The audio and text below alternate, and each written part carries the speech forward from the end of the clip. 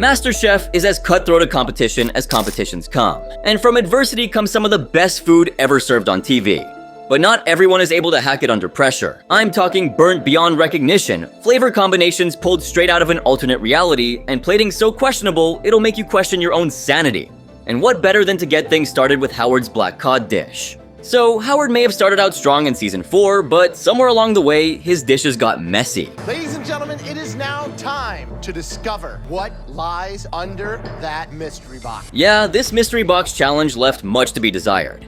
So the box revealed cod and other Asian-inspired ingredients, and right off the bat, Howard seemed a little lost. Howard, what do we got? Joe, how you doing? Soy sauce rice, and I'm doing soy sauce. Oh wait, there's more to it. And I'm gonna bread the black cod and also sear it. And although he was listing out his dishes with so much confidence and flair, Joe had something entirely different to say, and boy did it catch everyone by surprise. So your station looks like a disaster. Yep, he actually said that. Imagine being on the receiving end of that. If that's not demoralizing, I don't know what is. But Howard was determined. No, definitely not. I've been there too often, so it's time to get to the top. Okay, thanks, Howard. Well, at least he knew he had been at the bottom too many times, but it seems like he still had not learned his lesson because things were about to get much worse for him. Ladies and gentlemen, and Chef Ramsay, just over 10 minutes to complete your mystery box dish. After the time was up, the judges went around looking at the contestants' dishes to see which one stood out. One dish stood out as appalling. And of course, there was that one dish which caught their eye for all the wrong reasons. There's always one, but those are words you never want to hear from a MasterChef judge. Home-cooked plated raw fish. Raw fish? That is such a rookie mistake at this point, it is not even funny.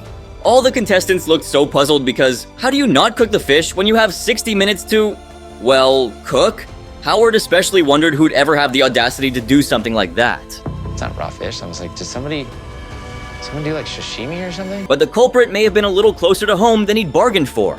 Because before he could even make sense of what happened, Howard's worst nightmare came true. Howard, bring that dish up. When Howard was called to the front, he confidently brought up his dish, black cod with shiitake mushrooms. Now, this could have been a good dish if he had paid just a little bit more attention. But sadly, we don't live in that world. Without tasting it, you know immediately it's raw. Well, I can tell, that reaction from the judges came as a shock to him. I mean, the dude was super confident in his dish back when he had a chat with Joe. And now this? This kind of is what pisses us off. Yikes, I'd never want to be in his place. I mean, that's just embarrassing. But wait, the worst was yet to come. These kind of dishes are what send you home. Yeah, what did I tell you? Humiliation at its best. I mean, there's no way it could get any worse than that. It's almost like Joe keeps looking for that one moment where he can trash a dish, and well, Howard gave him the perfect opportunity to do just that. But here comes a dish that holds the lowest honor in the history of the show. The worst dish ever served. Quite the accolade, right? And the mastermind behind this little dish? Big Willie. So, it was one of those particularly difficult challenges from season 5 when our boy here left his A game at home. So, Willie had to make a Carmelini, and if you are clueless about what that's supposed to be, don't worry, so was Willie. Carmelli pasta is. We don't have fancy Italian restaurants, at least not where I've been. So, the challenge wasn't off to a great start. Imagine having to cook something that you haven't even heard of before, but he couldn't just stand there doing nothing. And so, Big Willie came up with an idea. He ended up taking a totally different route from the other contestants. While everyone else seemed to have a game plan, he was just winging it, hoping for the best.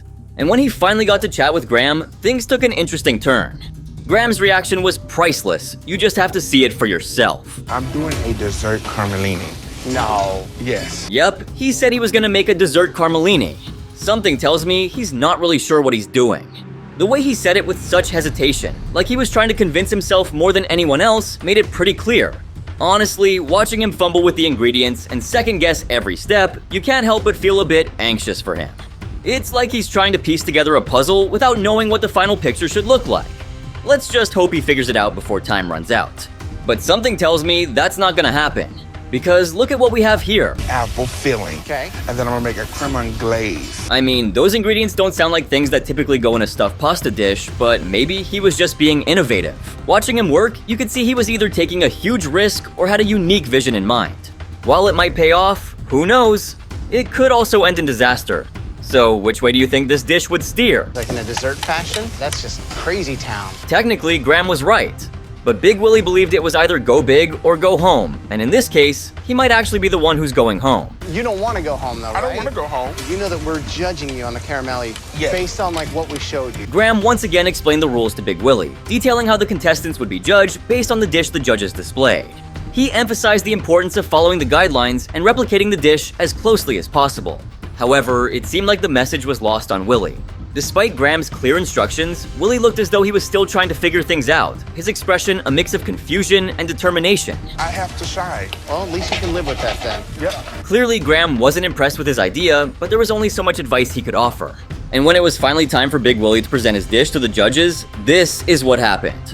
It's a squash apple caramellini with a cremon glaze sauce. Yeah, that clearly doesn't sound like something you want in stuffed pasta. In fact, Chef Ramsay couldn't help but point out the obvious to Big Willie. That he loves eating daily, something I want to see in one of my restaurants. Well, it looks like Willie completely missed the memo, alongside the key points Joe had emphasized about the challenge earlier. The guy was in his own world, perhaps confident in his own approach, or just plain oblivious to the instructions. This time around, it looked like it was going to cost him big time. And then Chef Ramsay finally asked him the one question that had been on everyone's minds from the moment he said dessert. It just came to me. That has to be one of the most ridiculous explanations ever. I mean, this dude had no understanding of what the judges were saying, and to make things worse, he was about to lose his chance to show up tomorrow, let alone win the competition. Almost like an abuse. Francis here with the tricks, Daniel's confused, and you're just all over the shop, but I am so unimpressed. Yikes. Now, that's a comment he was not going to forget anytime soon. Especially to hear such a thing from one of the top chefs in the world is so embarrassing. I see this dish and I'm absolutely dreading tasting it because it sounds disgusting. And just when you thought all the feedback was done, Chef Ramsay had some more to add. It looks like regurgitated dog vomit. Oh. It's just unappetizing. Ouch. That has got to be the worst thing you could hear about the food you've made as a chef. Hearing those words is like a dagger to the heart for anyone passionate about cooking. It's the kind of feedback that makes you question everything you thought you know about your skills in the kitchen. Excuse me. Well, I don't blame him though. I mean, is there anything more heartbreaking than that for a chef? However, the feedback didn't end there, as Chef Ramsay simply couldn't stop venting his frustration. Obliterated with cinnamon. I love you when you cook humble, but I absolutely detest. See, Ramsay really did have a point, because sometimes trying to stand out does not always work in one's favor, and here, it did not do any good for Willie and his skills. Instead, it actually made things much worse for him. When you've been given the best of ingredients, I call it lazy Willie, not Big Willie. In the end, Chef Ramsay had nothing else to say but say the thing was disgusting. No frills, no added expletives, just disgusting. And you could see Willie's heart sink. My dish sucked. That did not work. It's a shame to see because he really could have done something good with the dish, but he chose a different path and it finally backfired on him. Now, this reminds me of another contestant who was extremely sassy from season 6. He stood out for being one of the quirkiest and funniest chefs that season, but the cooking was a whole other story. In episode 4, Tommy was part of the losing blue team and had to take part in a pressure test that was really going to take it to new heights. But before we get to that, the judges had some questions for Tommy. In the hell happened there yesterday? Communication is key. Yeah, the judges weren't in the mood to waste time. However, instead of taking any accountability for what went wrong, Tommy completely shifted the blame to another person on the team.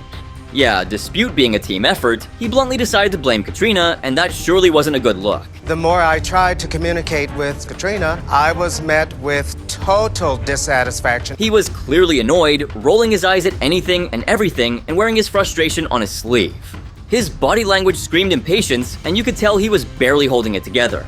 In fact, the more he stayed back to witness the comments and instructions, the more it pushed him closer to the edge. Finally, the dish for their pressure test was revealed. The infamous cinnamon roll, everyone's go-to comfort dessert. The announcement was met with a mix of relief and apprehension among the contestants. While some felt confident about tackling this classic treat, others knew that its simplicity could be deceptive. The unmistakable smell. Cinnamon roll. Yeah, Tommy didn't seem thrilled, and his expression shifted from annoyance to skepticism. It was as if he couldn't believe they had to make something so seemingly straightforward, yet notoriously tricky. His reaction hinted at an underlying tension, and you could sense that he had his own reservations about how this challenge would unfold. Obviously, Katrina knows more about pies, cakes, cookies, donuts, and cinnamon rolls than I do, so I've got to bring it. He was being so rude and making unnecessary comments about Katrina, which was just really uncalled for. As the judges made their rounds, they soon figured out who among the contestants was capable of actually making the dish and who was not.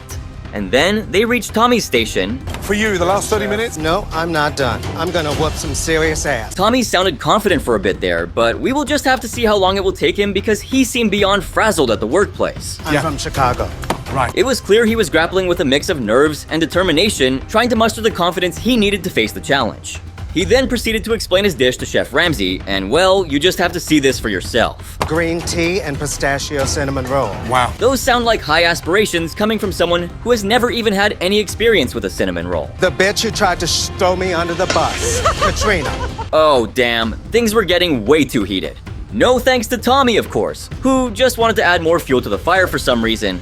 But Chef Ramsay had a major reality check just waiting for him. 5 minutes, he will be going home. I know, Chef. Good luck. And then it was time for the taste test. A man of art, style, flair. I mean, seriously, where was he going with this though? What's inside the box? Green tea filling, cinnamon, allspice, pistachio nuts. The flavor profile. Let's have a look inside the box. Chef Ramsay's reaction, however, was shocking to say the least. In the is that? The judges were completely appalled by his dish. There are bits in there that taste decent, but I'm shocked. I honestly don't know how you got there. Well, hopefully this time around, he learns his lesson. Anyway, here comes a dish so appalling, you're probably going to be trying to wake up. But this is no nightmare, it's all too real. So, Lynn was a contestant in Season 4, and while he may have been off to a good start, things definitely went sideways with this particular elimination challenge. Now, they had a $5 Walmart basket, and the contestants had to make do with that, with a banana being the star of their dish. As the judges started making their rounds, Chef Ramsay reached Lynn's workstation, and well, you have to see his reaction. Right, Lynn, what are you doing? I'm gonna do a strawberries pavlova. Wow. Seems like a good enough start to me. Talk to me about the steps. Just doing meringue as thin as I can. No cream. Chef Ramsay, however, did not seem convinced by the dish, so he continued his round of questioning. But that's when something crazy happened. No cream. No cream. Jelly? I was gonna try to do a milk jelly, but it's not setting the way I want it to. No, It's setting unless it's the way I broken. wanted it. He was giving all the wrong answers, and the shock on Chef Ramsay's face said it all. Every response seemed to dig him deeper into a hole, and you could almost feel the collective cringe of the audience. Lynn had no confidence in his dish, and it was painfully obvious to see him stumble over Chef Ramsay questions. You couldn't help but feel a pang of sympathy as he struggled to keep his composure under Chef Ramsay's intense scrutiny. The entire exchange was a masterclass in kitchen disaster, and it was hard to look away from the unfolding drama. Why is that broken? I don't know. I don't even like strawberry jello. I think it's kind of a cheesy ingredient. If you don't like it, why the are you doing it? Those were some big claims to make, especially because he didn't even like the ingredients he was actually cooking with. And of course, Ramsay had to say this. Serve with what? That's gonna go on top of the pavlova. Wait, did he just change the whole thing in the span of minutes? Does he even realize there is a time limit? For goodness, not coming together. You've got no cream to make, but you're going to substitute that with milk. Lynn, are we saying goodnight to you? That was definitely a valid question because Lynn seemed way in over his head and nobody can deny that he was completely failing. And then it was time for the taste test. Now, wait till you see the judge's reaction. You got a second? Yeah, never a good sign. That's incredible. They continued staring at it because they just could not believe their eyes, and who could blame them? Right? What's the grey bits? It's a banana puree. I know I was doing the same the first time I saw it. The next thing you know, the judges called him out on his dish, and Lynn had no explanation he could possibly give to get him out of this mess. It looks like you slipped in cow and baked it. Ouch. Well, I think Lynn really dug his own grave here, though. It's like eating a wall insulator with some strawberry or banana that your granddad left under his bed before he passed. And if those comments from Chef Ramsay weren't enough, Joe then did this. Might be about Classic. But I know for sure that there are many more contenders who can easily make it to this list. Don't forget to let me know down in the comments who else you want to see me cover in the future. And if you enjoyed this video, make sure to drop a like, subscribe, and turn on my post notifications. And if you want to see something crazier, make sure to check this video right here. It's even better.